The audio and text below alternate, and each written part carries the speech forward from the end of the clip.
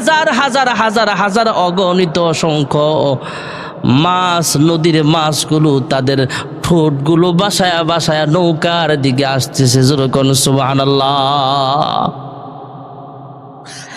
এই মাছগুলো নদীর চতুর্পাশে ঘেরাও দিয়ে ফেলেছে।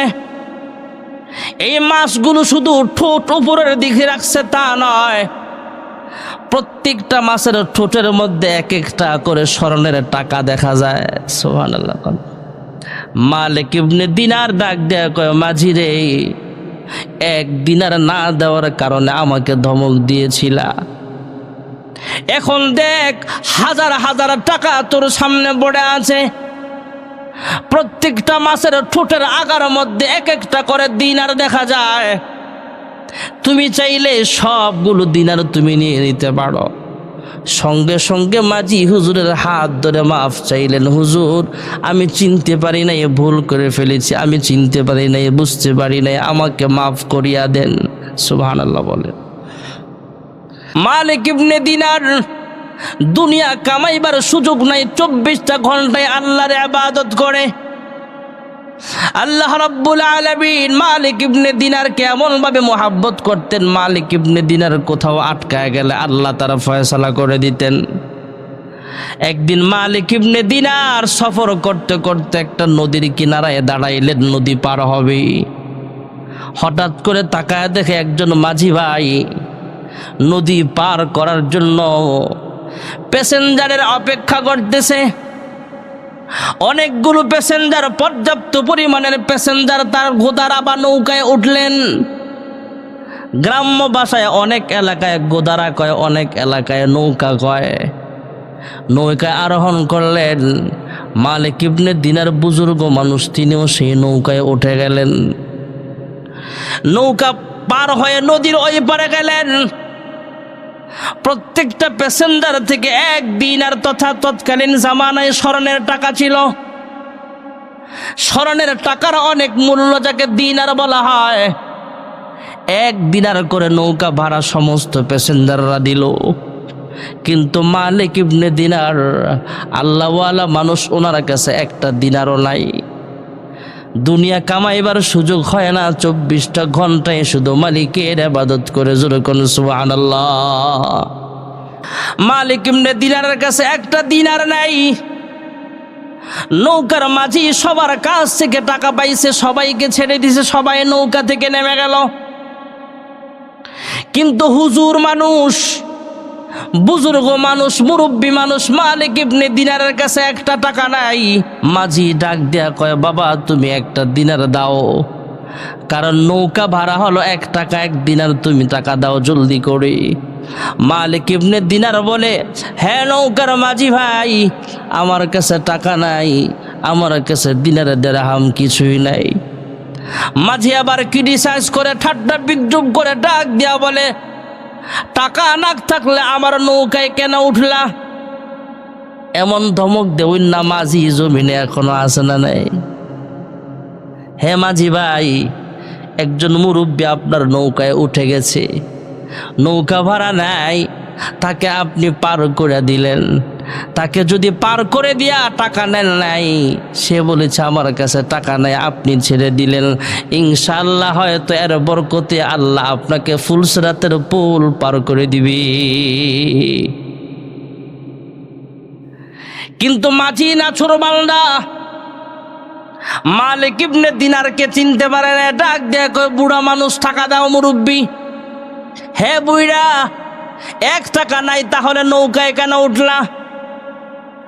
হযরতে মালিক ইবনে দিনার আসমানের দিকে তাকায় বলে, আল্লাহ তোমার ইবাদত করতে করতে আমি দুনিয়া কামাই করতে ভুলে গেছি। আমার পকেটে 1টা টাকা রাখার মতো জায়গা নাই, তথা 1টা টাকা কামাই করার সামর্থ্য আমার নাই। আমার পকেটে 1টা দিনারও নাই। আর এই মাঝি আমাকে ক্রিটিসাইজ করছে, ঠাট্টা বিদ্রুপ করছে। মাঝি কয়, হে বুড়া মিয়া, টাকা না দিলে কিন্তু তোমাকে আর নদীর এই পারে নামাবো না। যেই পার থেকে আনছি সেই পারে আবার নামায় দিব, জলদি টাকা বের করো। টাকা না দিলে আমার নৌকা থেকে তোমাকে নামতে দেওয়া হবে না। মুরব্বী বুজুর্গ আল্লাহওয়ালা আলেম মালিক ইবনে দিনার আসমানের দিকে তাকায় বলে, আল্লাহ, তোমার ইবাদত করতে যায় দিনার কামাইতে পারে নাই, তুমি দিনারের ব্যবস্থা করিয়া দাও। মুহূর্তের মধ্যে তাকায় দেখলেন হাজার হাজার হাজার হাজার অগণিত অসংখ্য মাছ, নদীর মাছগুলো তাদের ঠোঁটগুলো বাসায়া বাসায়া নৌকার দিকে আসতেছে। যেরকম সুবহানাল্লাহ। এই মাছগুলো নদীর চতুর্পাশে ঘেরাও দিয়ে ফেলেছে।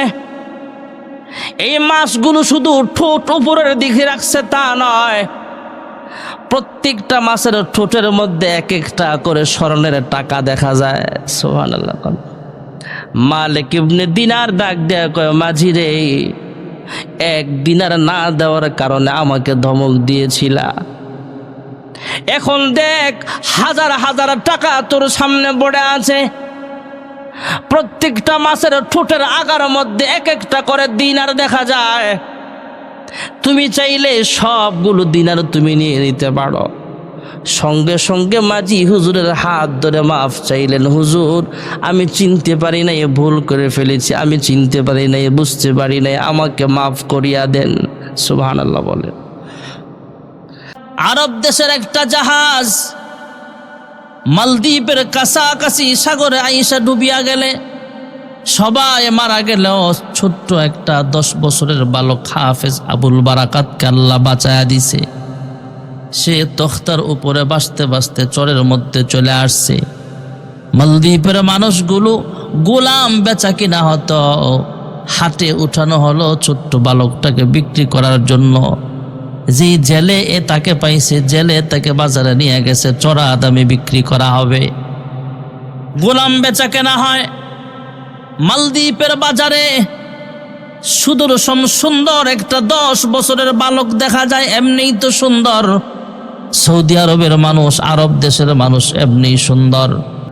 একজন মহিলা আসছে, অনেক পয়সাওয়ালা মহিলা, মহিলা পয়সা নিয়ে আসছে, তবে মহিলার ছেলে নাই, ছোট্ট একটা মেয়ে আছে, মাত্র একটা মেয়ে আছে, তার কোনো সন্তান, ছেলে সন্তান নাই। এই মহিলাটা তার কাছে আইসা ডাক দিয়া কয়, তুমি চাইলে আমাকে এই সন্তানটাকে দিয়ে দিতে পারো, আমি আমার ছেলের মতো তাকে মানুষ করতে পারবো, যত টাকা লাগে নিয়ে যাও। জেলের কাছ থেকে কিনে নিলেন।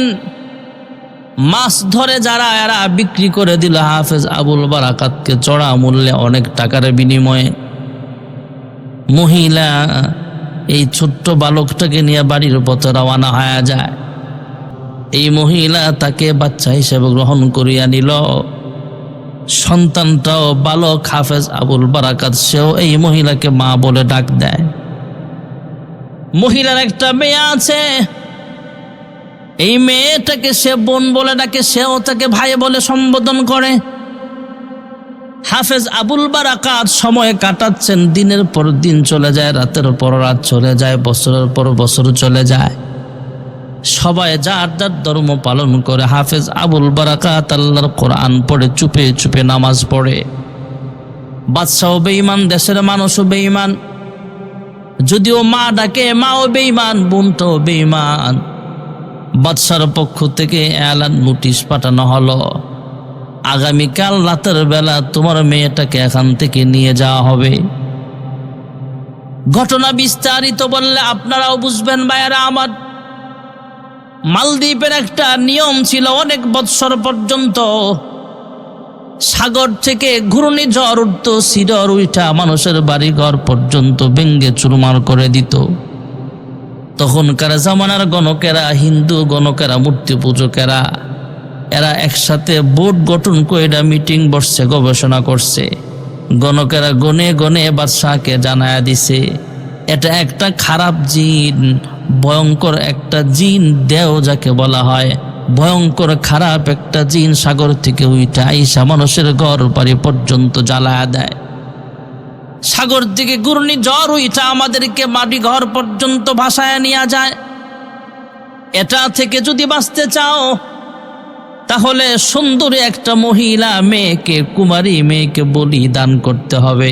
নিয়ম অনুযায়ী বলিদান করার জন্য বলিদানের সিস্টেম হলো মেয়েটাকে সেখানে রাম মন্দিরে রেখে একা রাইখা সাজায় গুজায় সেখানে নিয়ে যাও, সাজায় গুজায় সেখানে রাইখা সবাই চলে আসতে হবে। খারাপ জিন আইসা তার সাথে যা করার করবে, তারপরে তাকে মেরে ফেলে চলে যাবে। সকালবেলা তোমরা লাশ নিয়ে আসবা। যদি এমন করতে পারো বৎসরে একবার, তাহলে সে খারাপ জিন থেকে, সিরর থেকে, ঘূর্ণিঝড় থেকে তোমরা হেফাজত থাকতে পারবা, বাঁচতে পারবা। বাদশাহ পরামর্শ করলেন, এলাকার মালদ্বীপের সুন্দরী কুমারী মেয়েদেরকে লিস্ট বানানো হলো। বাবার নাম, মায়ের নাম, এলাকার নাম, মহল্লার নাম, কোন বাড়িতে থাকে, লিস্টি অনুযায়ী এবার নাম আসছে হাফেজ আবুল বারাকাত, যে ঘরে বসবাস করে ওই মেয়েটার, যারে মা বইলা ডাক দেয়, সে মায়ের মেয়ে, যে ভাইয়া বলে আবুল বারাকাতকে ডাক দেয়, সে বোনটাই আজকে লিস্টের মধ্যে নাম চলে আসছে। হাফেজ আবুল বারাকাত বিস্তারিত ঘটনা মায়ের কাছ থেকে শুই না কয়, হ্যাঁ মা, পেরেশান হওয়ার কিছু নাই, মন খারাপ করার কিছু নাই। আমাকে আল্লাহ রাব্বুল আলামিন যেই কিতাব দিয়েছেন, যেই মন্ত্র দিয়েছেন, পৃথিবীর সব মন্ত্র তার কাছে হেরে যেতে হবে। যদি এটা অবশ্যই কোনো খারাপ জিন হয়ে থাকে, মা গ্যারান্টি দিয়ে বলতে পারি, আমি 100% ইয়াকিন করে বলতে পারি, আমার ভিতরে যে কোরআনুল কারীম আছে, এই কোরআনের নূরের মাধ্যমে ওই ভয়ঙ্কর জিন থেকে আপনাদেরকে আমি হেফাজত করতে পারব। কোরআনের সাহায্যে, কোরআনের মাধ্যমে একে আমি ধ্বংস করতে পারব। কোরআনের আয়াত পড়ে এই খারাপ জিনটাকে ধ্বংস করা আমার দ্বারা সম্ভব। হ্যাঁ মা, আমি আপনাকে পরামর্শ দেই, পরামর্শ অনুযায়ী আপনি কাজ করেন। পৃথিবীর কেউ জানবে না, জানবেন আপনি আর আমি, আর আপনার মেয়ে জানবে, আমার বোন জানবে। আমাকেও এখনো দাড়ি ওঠে নাই, ছোট্ট মানুষ, 10-12 বছরের বালক, আমাকে দেখতে মেয়েদের মতোই এখনো মনে হয়, দাড়ি ওঠে নাই। এক কাজ করেন, পুলিশ যখন পাঠাবে আমাকে ধরে নিয়ে যাওয়ার জন্য, আমার বোনকে নিয়ে যাওয়ার জন্য, আমার বোনটাকে কোনো রকম লুকায় কোথাও পাঠায় দেন, নানার বাড়ি পাঠায় দেন, অথবা অন্য আত্মীয়র বাড়িতে পাঠায় দেন, কেউ যেন বুঝতে না পারে।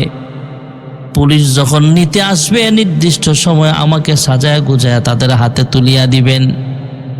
মা রাজি হয় না, তারপরও এক পর্যায়ে যখন তাকে সাজায় গুজায় দেখা হলো, মেয়ে সাজায় তাকে ঘরের ভিতরে রাখা হলো সুন্দর করে, মেয়ের সাজে সাজায় তাকে সেখানে পুলিশের হাতে তুলে দেওয়া হলো। বোনটাকেও হেফাজতে রাখা হলো, যাতে পুলিশ খুঁজে না পায়, বুঝতে না পারে। পুলিশ নিয়ে যায় সাগরের কিনারের রাম মন্দিরে হাফেজ আবুল বারাকাতকে মেয়ে মনে কইরা সেখানে রাইখা সবাই চলে আসছে। গভীর রাত্র হয়ে গেছে, সাগরের মধ্যে গর্জন শুরু হয়ে গেছে, আবার থামিয়াও গেছে। কেউ বুঝতে পারে নাই। অন্য বৎসরের মতো, আগের বৎসরের মতো এবারও সকালবেলা পুলিশ গেছে লাশ আনতে। লাশ আনার জন্য যায়, দেখে সেখানে লাশ নাই। একজন মেয়ে বৈশা আল্লাহর কালাম তেলাওয়াত করতেছে। এরা তো আল্লাহর কালাম বুঝে না, কালাম জানে না। জিজ্ঞেস করছে, হ্যাঁ তুমি কে? আমরা রাতের বেলা যাকে রাইখা গেছি সেই কি তুমি? কয় হ্যাঁ। কয় তোমাকে ভয়ঙ্কর জিন আইসা কোনো আক্রমণ করে নাই? কয় না, করতে পারে নাই। কয় তোমাকে ধ্বংস করে দেয় নাই? তোমাকে মেরে ফেলে নাই? কয় মারতেও পারে নাই। কয় কেন? কয় আমি ছিলাম সেখানে, রাত্র যখন গভীর হয়ে যায় আমি আল্লাহর কোরআন তেলাওয়াতে মগ্ন হয়ে গেলাম। আমার মনে পড়ে গেল আল্লাহর হাবিব রাহমাতুল লিল আলামিন তো কোরআনের মুজিজা দেখিয়েছেন। আল্লাহর হাবিব যখন মক্কা থেকে মদিনায় হিজরতের পথে রওনা হয়ে যাবেন, রাত্র যখন গভীর হয়ে যায়, কাফের বেঈমানরা আল্লাহর হাবিবের ঘরের চতুর্পার্শ্ব ঘেরাও করে ফেলেছিল। সেদিন আল্লাহর হাবিব আল্লাহ তাআলার হুকুমে কোরআনুল কারীমের সূরা ইয়াসিন তেলাওয়াত করতে আরম্ভ করে দিয়েছিলেন। আমিও রাত্র যখন গভীর হয়ে যায়, আমি 2 রাকাত সালাতুল হাজতের নামাজ পড়লাম আর আল্লাহ তাআলার কাছে দোয়া করলাম, আল্লাহ জিন দেও বা এই সমস্ত খারাপ জিন্নাত আমার কিচ্ছু করতে পারবে না, কারণ আমার ভিতরে আছে 30 পারা কোরআন। আয় আল্লাহ, কোরআনের মুজিজার সামনে কিচ্ছুই না, সব তুচ্ছ। আয় আল্লাহ, আমি কোরআন পড়ে ফু দিচ্ছি, তাকে তুমি ধ্বংস করিয়া দাও। আল্লাহর বান্দা জোরে জোরে কোরআন তেলাওয়াত করতেছে। ওই সাগর থেকে যখন সিডর বা ঘূর্ণিঝড় ভয়ঙ্কর জিন আসতেছিল, ওই জিনটা কোরআনের আওয়াজ শুই না আবার সাগরের পাড়ের নিচে ডুব দিয়ে সে চলিয়া গিয়েছে। ভাইয়েরা আমার, বন্ধুরা আমার, বিস্তারিত ঘটনা যখন পুলিশ বাহিনী শুনছে, নিরাপত্তা বাহিনী শুই না বাদশার কানে খবর পৌঁছানো হলো, আমরা যারে মেয়ে সাজা সেখানে নিয়ে রাখছিলাম সে তো মেয়ে না, সে হলো ছেলে। বিস্তারিত ঘটনা শোনালো হাফেজ আবুল বারাকাত। সে একজন মুসলমান, আরবিয়ান, আরব দেশের মানুষ। জাহাজ ডুবে গেছে, সে বেঁচে গেছে, সবাই মারা গেছে। তার এই সাজায় এখানে আনা হয়েছে। তাকে দেও মারতে পারে নাই, খারাপ জিন তাকে আক্রমণ করতে পারে নাই। সে নাকি আল্লাহর কোরআন জানে, কোরআনের বরকতে আল্লাহ তাকে বাঁচায়া দিয়েছেন। হাফেজ আবুল বারাকাতের জবানে বাদশাহ কথাগুলো শুনে আশ্চর্য হয়ে গেলেন। কি ব্যাপার? অনেক বছর ধরেই তো আমরা রাম মন্দিরে একজন কুমারী মেয়ে রেখা আসি, জিন আইসা তার সাথে অপকর্ম করে, অনেক কাজ করে, যা করার করে। এরপরে তাকে খেয়ে ফেলে অথবা তাকে মাইরা সেখানে ফালায় রাখে। পরের দিন সকালবেলা পুলিশ যায় লাশ নিয়ে আসে, অথবা ফায়ার সার্ভিস যায় সেখান থেকে লাশ আইনা তাকে দাফন করিয়া ফেলে অথবা সাগরে ভাসায়া দেয়। তুমি এটা কি শোনাইলা? কয়া হা, ঘটনা এটাই হয়েছে। আমি আল্লাহর কোরআন পড়েছিলাম, কোরআনের বরকতে সাগর থেকে যে জিন উঠেছিল সে খারাপ জিনটা আবার সাগরের ভিতরে নিমজ্জিত হয়ে গেছে। বাদশা ডাক দিয়া কয়, তোমার কথায় যদি সত্য হয়, আমরা যেহেতু বৎসরে একবার কুমারী মেয়েকে এইভাবে মন্দিরের মধ্যে রাখি, আগামী বৎসর একই ডেটে একই সময়ে যদি তুমি আল্লাহর কোরআন দিয়ে এইভাবে এই জিনটাকে প্রতিহত করতে পারো, খারাপ জিনটাকে প্রতিহত করতে পারো, দেওটাকে প্রতিহত করতে পারো, ওয়াদা দিলাম মালদ্বীপের সব জনগণ সহ আমি বাদশাহ মূর্তি পূজক আর থাকবো না, কালেমা পড়ে মুসলমান হয়ে যাব। আল্লাহ রাব্বুল আলামিনের কোরআনের মুজিজা দেখেন ভাইয়ারা আমার। 1 বছর অপেক্ষা করা হলো। 1 বছর পর আবার হাফেজ আবুল বারাকাতকে সেই রাম মন্দিরে রেখে সবাই চলে আসছে। সবাই আজকে আর ঘুমায় না, সবাই শুধু পাহারা দেয়। রাম মন্দিরে একাই আবুল বারাকাত, আর সাগরের কিনারা থেকে দূর থেকে মানুষ সেখানের দিকে তাকায় আছে। বাদশাহ সেখানে নিজে উপস্থিত হয়ে প্রত্যক্ষদর্শী হওয়ার জন্য দেখতেছেন, প্রত্যক্ষভাবে নিজেই উপস্থিত হয়ে দেখতেছেন কিভাবে খারাপ জিনটাকে কোরআনের মাধ্যমে ধ্বংস করা যায়। ভাইয়ারা আমার, বন্ধুরা আমার, রাত্র যখন গভীর হয়ে যায়, নির্দিষ্ট সময়ে 12টার সময়, গভীর রজনীতে নির্দিষ্ট টাইম যখন চলে আসছে, তখন পাগলা ঘন্টা বাজানো হয়। মানুষ যখন সতর্ক হয়ে যায় সাগরের মাঝখানে যেন কেউ না যায়। এই ঘটনা সম্পর্কে সবাই জানে, প্রতি বৎসর এমন ঘটনা ঘটে। বাদশাহ উপস্থিত, নিরাপদ আশ্রয় থেকে সবাই সাগরের দিকে তাকায় আছে। সাগর থেকে ঘূর্ণিঝড় উঠতেছে, সাগর থেকে এইভাবে ভাইয়েরা আমার, বন্ধুরা আমার, সাগর থেকে জলোচ্ছ্বাস উঠতেছে। আর হাফেজ আবুল বারাকাত কোরআন পড়ে সেদিকে ফুক মারছে। কোরআনের মুজিজার বরকতে ঘূর্ণিঝড় আর সিডর থামিয়া যায়, ওই খারাপ জিনটা ধ্বংস হয়ে যায়। ওই খারাপ দেও, খারাপ দিনের জিনের সেই অপকর্ম থেকে, সেই ভয়ঙ্কর কাণ্ড থেকে, এর শয়তানের শয়তানি থেকে হাফেজ আবুল বারাকাতের মাধ্যমে আল্লাহর কোরআনের মুজিজার বরকতে মালদ্বীপের মানুষগুলোকে দ্বিতীয়বারের মতো আল্লাহ তাআলা হেফাজত করে দিয়েছে।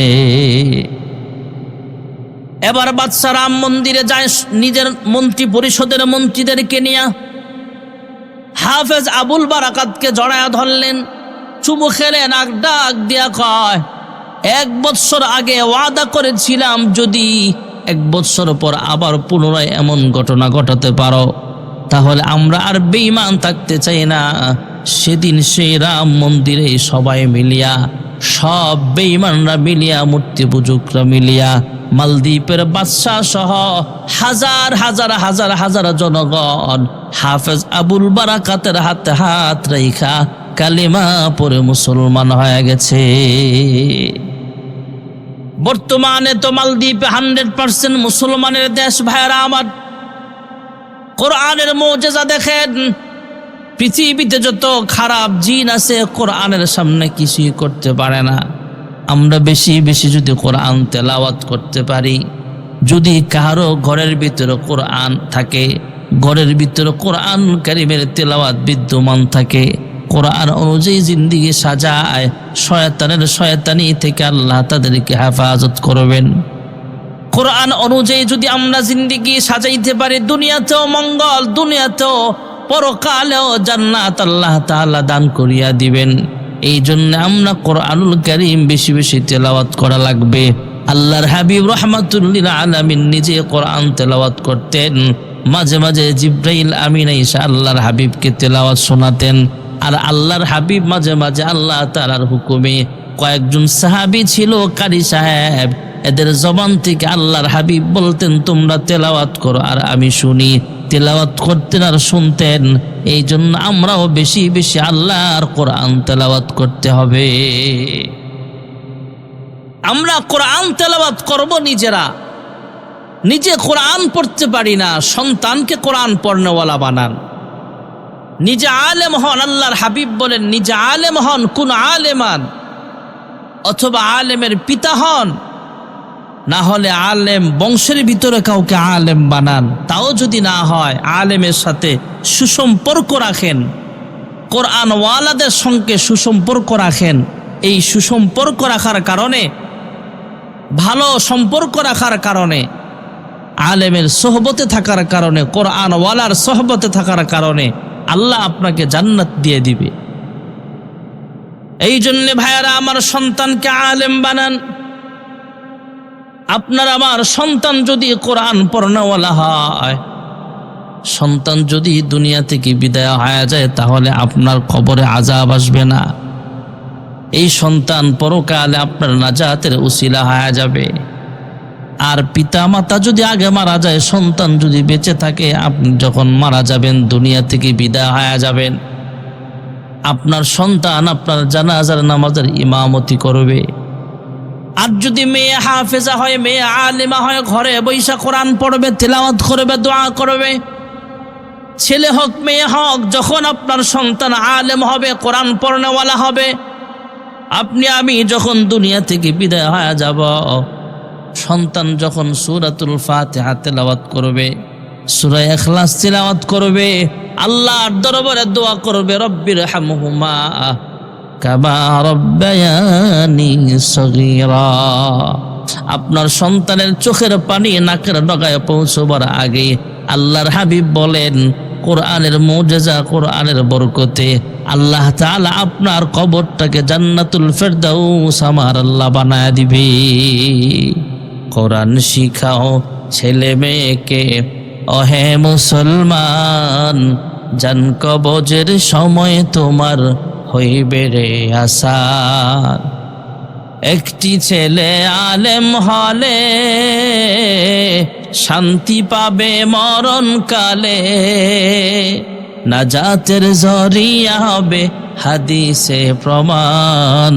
কোরআন শিখাও ছেলে মেয়েকে, ওহে মুসলমান, জান কবজের সময় তোমার হইবে রে আসান। আল্লাহ তাআলা আমাদের প্রত্যেকটি সন্তানকে কোরআন পড়নেওয়ালা হয়ে, কোরআনী শিক্ষায় শিক্ষিত হয়ে পিতা মাতা ও সমাজের খেদমত করার তৌফিক দান করেন। আমিন।